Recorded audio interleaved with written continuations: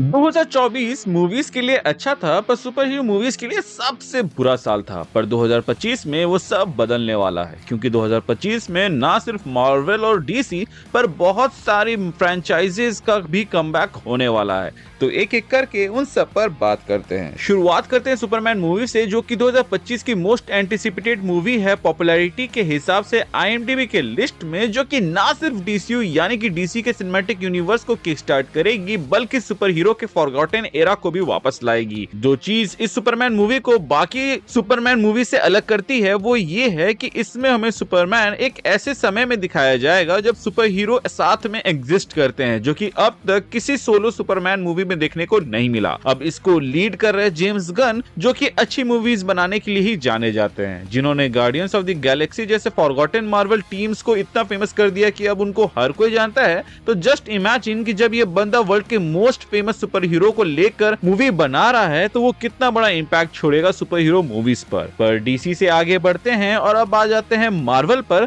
जहां पे मार्वल के लिए पूरा साल ही इंपॉर्टेंट है, क्योंकि ना सिर्फ उसे मूवीज में कमबैक करना है पर मार्वल शोज में भी करना होगा, क्योंकि मल्टीवर्सल सागा ने जो दाग लगाया है वो तो वॉशिंग मशीन से भी वॉश करने से नहीं जाने वाला।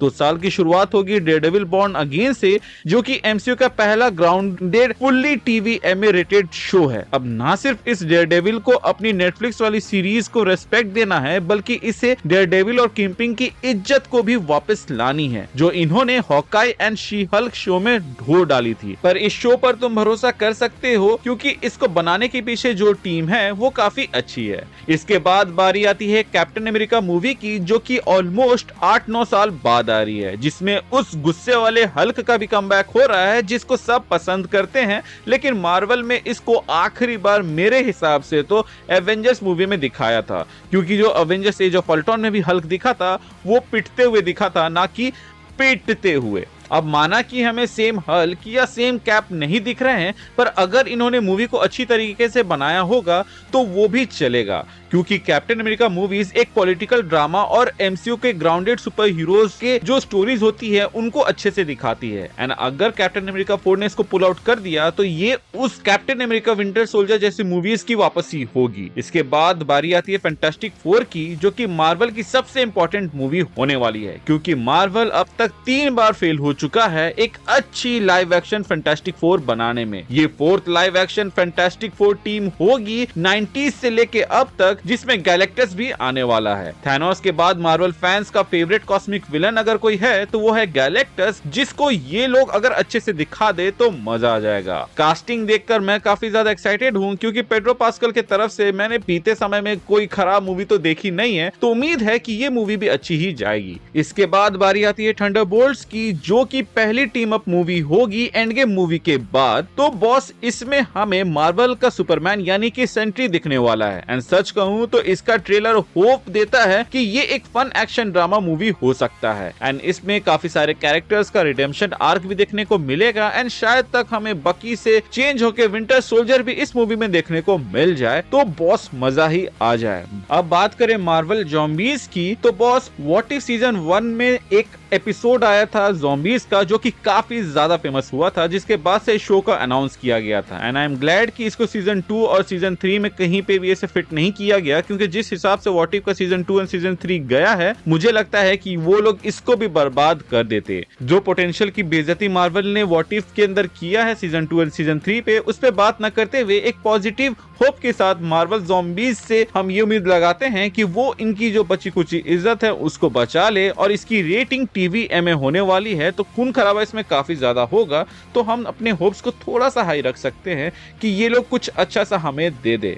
इसके अलावा जो मार्वल के शोज आ रहे हैं, मुझे उनसे उतनी ज्यादा उम्मीद तो नहीं है, जैसे कि आयरन हार्ट एंड वंडरमैन, लेकिन अगर ये मुझे चौंका देते हैं तो मुझे ज्यादा खुशी होगी। इसके अलावा I am very neutral on eyes of Wakanda and Spiderman, देखते हैं कि उसमें क्या होगा। अब मार्वल एंड डीसी से आगे बढ़ते हुए बात करते हैं अपने इंडियन यूनिवर्स यानी कि हॉरर कॉमेडी यूनिवर्स यूनिवर्स की, जिन्होंने अपने स्लेट को रिलीज किया है, जिसमें इस साल थामा और शक्तिशालिनी रिलीज होने वाली है। जिसमें थामा तो एक वैम्पायर मूवी होने वाला है, वहीं अगर हम बात करें शक्तिशालिनी की तो इसमें हम कह सकते हैं कि ये पहला female lead super hero show हो सकता है, सुपर हीरो कम सुपर नेचुरल वाला, जिसको देखने में मजा आएगा 3-2 के जैसे, क्योंकि ये उनके तरफ से ही लेकिन अब हम इस चीज से आगे बढ़ते हुए आते हैं इस साल के one of the most important movie mission impossible 8 के ऊपर।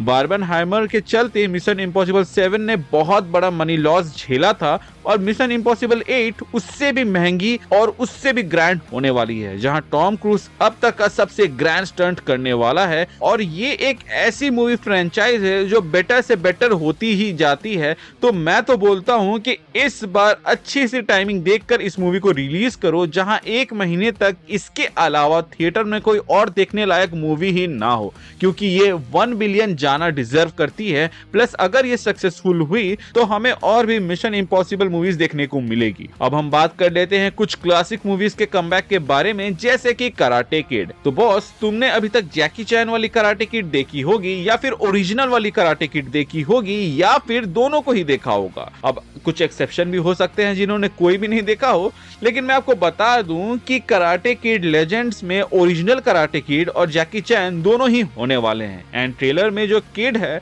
वो ऑलरेडी पिछली मूवीज में एक्शंस को सरपास कर चुका है। तो ये बस कोई नॉस्टैल्जिया बेट नहीं बल्कि पीक कमबैक हो सकता है, जिसके लिए मैं तो काफी ज्यादा एक्साइटेड हूँ। बट उससे ज्यादा एक्साइटेड हूँ मैं जॉन विक के वापसी से हूँ, जिसकी झलक हमें बैलरीना में देखने को मिलेगी। तो एना दे आर्मस के प्यारे फैंस खुश हो जाओ, क्योंकि जॉन विक वापस आ रहा है, पर खुद की मूवी में नहीं बल्कि बैलरीना मूवी में।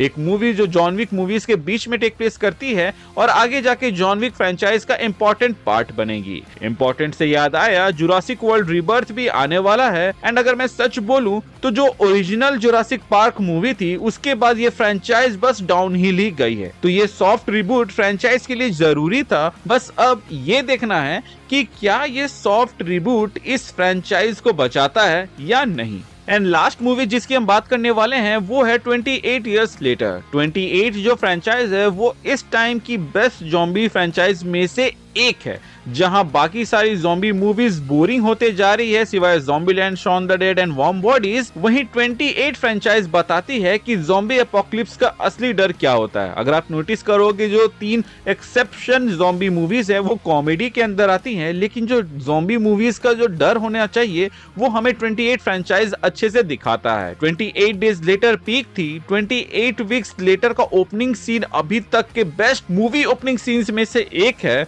तो सोचो 28 इयर्स लेटर क्या ही होने वाला है ज़ॉम्बी जॉनर के अंदर। अब बाकी तुम चाहो तो अवतार की 3rd movie and spawn reboot के लिए भी एक्साइटेड हो सकते हो। एंड और भी कई सारे प्रोजेक्ट्स हैं जिनके ऊपर में हमने यहाँ पे बात नहीं किया, क्योंकि मैं फिलहाल इन सब को लेके ही ज्यादा एक्साइटेड हूँ। आप ऐसे कौन से मूवी के लिए एक्साइटेड हैं जिसके बारे में मैंने यहाँ पे बात नहीं की, आप हमें कमेंट सेक्शन में जरूर बताइएगा। बाकी चैनल पे नए हैं तो चैनल को सब्सक्राइब कर दीजिएगा, एंड पुराने हैं तो प्लीज चेक कि आपने बेल आइकन दबाया है या नहीं। अगर आपने दबा दिया है तो वेल एंड गुड, और अगर आपने नहीं दबाया है तो दबा दीजिए ताकि आप ऐसे ही वीडियोस मिस न करें। बाकी भगवान ने चाहा तो कैप्टन V2 का भी कमबैक हो जाएगा आप लोगों के सपोर्ट से। तो लाइक एंड कमेंट जरूर करें सपोर्ट के लिए। बाकी मिलते हैं अगले वीडियो में। Bye bye and stay hydrated, stay healthy, see you soon.